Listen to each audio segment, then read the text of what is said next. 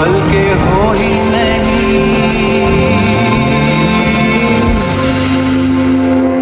झूठ की जमीन पर फरेब के ये सारे घर, इनमें रहने वाले तुम हो। सफेद दिल पर हर जिम्मा है ये कुदरत का या खता तुम्हारी है। जो भी है सबब सो है पर सजा हमारी है। सर हमारे बहुत, मैं नहीं बोल पा रहा हूँ उन चीज़ों, मुझे थोड़ा सा बहुत अजीब सा फील हो रहा है इस सब चीज़ को बोलते हुए, लेकिन आपके सामने सच रखना जरूरी है। 22 मार्च तक मैं क्या क्या कर चुका था वो पहले दिखाता हूं।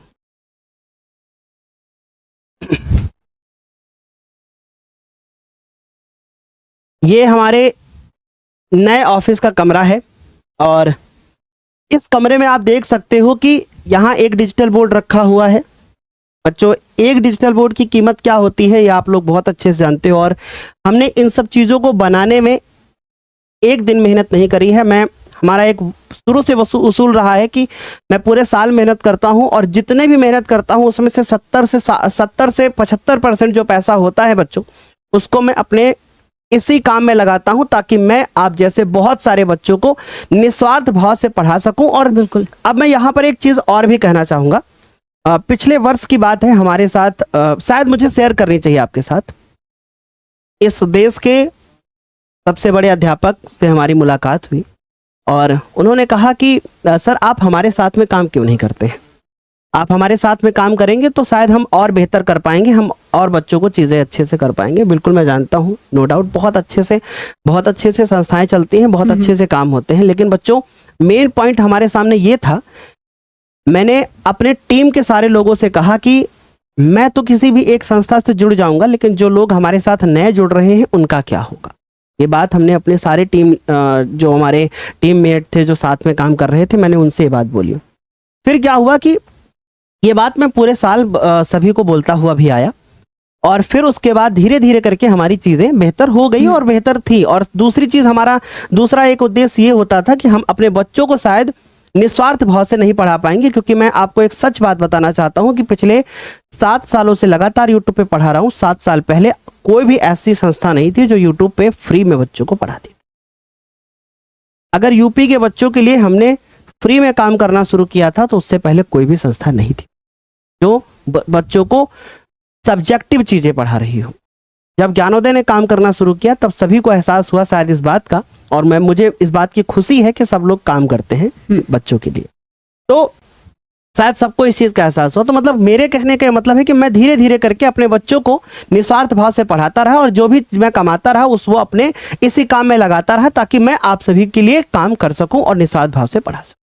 बच्चों, एक डिजिटल बोर्ड यहाँ पर देख सकते हो आप, ये एक यहाँ पर है, दूसरा डिजिटल बोर्ड ये है, तीसरा ये है, चौथा ये है। यानी अब आपको ये अंदाजा हो चुका होगा कि हम 4 कमरे केवल इस चीज को लेकर के बना रहे थे कि हम एक स्टूडियो पर हम अपने बच्चों को पढ़ा सकें, और एक स्टूडियो में जो बनाने में खर्च आता है वो आप लोगों को शायद, मुझे नहीं लगता कि बताना उचित होगा, लेकिन शायद बता ही दूं तो लगभग 5 से 6 लाख रुपए का एक एवरेज आता है कि हाँ इतना पैसा खर्च होता है। अब आप अंदाजा लगा लिए होंगे कि हमने इतना काम करने में कितना पैसा लगाया, और ये सब चीजें मैं सिर्फ आप लोगों के लिए कर रहा था, आप लोगों की चीजों को बनाने के लिए। हमारे साथ बहुत सारे ऐसे लोग आए जिन्होंने हमें आश्वासन दिया कि हम बेहतर काम करेंगे और हम आपके साथ मिलकर के काम करेंगे। बहुत सारे ऐसे, मैं सभी की रिस्पेक्ट करता हूं, लेकिन कुछ ऐसे उनमें से अध्यापक थे जिन्होंने मुझे 2 दिन पहले बताया, यानी कि 22 मार्च के बाद 23 या 24 मार्च को बताया कि सर मैं 15 दिन बाद आऊंगा। कुछ ऐसी कुछ ऐसी अध्यापिकाएं थी जिन्होंने मुझे कहा कि सर मैं 20 दिन बाद ही ज्वाइन कर पाऊंगी, जबकि अगर मैं आप सभी को बताऊं तो सारी चीजें कन्फर्म थी। लोगों ने पेपर में साइन करने के बाद भी हमारा साथ छोड़। अब आप बताइए कि जो मैं ये चीजें कर रहा था, जो मैंने अभी आपको तस्वीर दिखाई, अभी मैं आपको और चीजें भी दिखाता हूं, बस आप 1 मिनट रुको। क्या मैं ये गलत कर रहा था? क्या मैं निस्वार्थ भाव से जब बच्चों को पढ़ाने के लिए जा रहा था तो क्या गलत पढ़ा रहा था? मेरे साथ यहाँ पे हजारों की संख्या में बच्चे जुड़े हुए हैं इस वक्त, जहां पर किसी एक चैनल पर 200-300 बच्चे जुड़ना भी मुश्किल हो जाता है, वहां पे हमारे साथ 3 से 3,500 बच्चे जुड़े हैं लाइव। तो कहीं ना कहीं बच्चों का भरोसा है। क्या मैं नहीं चाहता हूं कि मैं पढ़ाऊं, लेकिन अब बात यहां पर ये आती है कि मैं अकेला कौन कौन से सब्जेक्ट आपको 11th-12th में पढ़ाऊं। मैं अभी यहाँ पे इस बात पे ये बोलना चाहता हूं कि मैं साथ नहीं छोड़ूंगा। मैं जो सब्जेक्ट पढ़ा सकता हूं, मैं 11th-12th मैं वो सब्जेक्ट पढ़ाऊंगा। या हमारे साथ बगल में आशुतोष सर बैठे हुए हैं, सर आ जाइएगा आप भी, एक बार बच्चों को दर्शन दीजिएगा।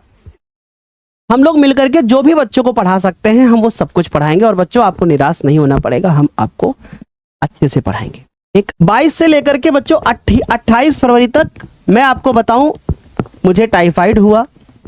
आप लोग लगातार कमेंट सेक्शन में पूछ रहे हैं सर आपके हाथ में ये वीगो और पट्टी क्यों है। तो चोट नहीं लगी है बच्चों, ये इंजेक्शन लगता है और जो कि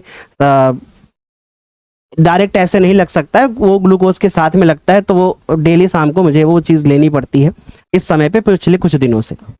तो अगर हम बात करें तो 22 फरवरी से लेकर के 28 फरवरी के बीच में मैं कुछ ऐसे समय से गुजरा कि शायद मेरे लिए मैं बहुत डिप्रेस्ड था।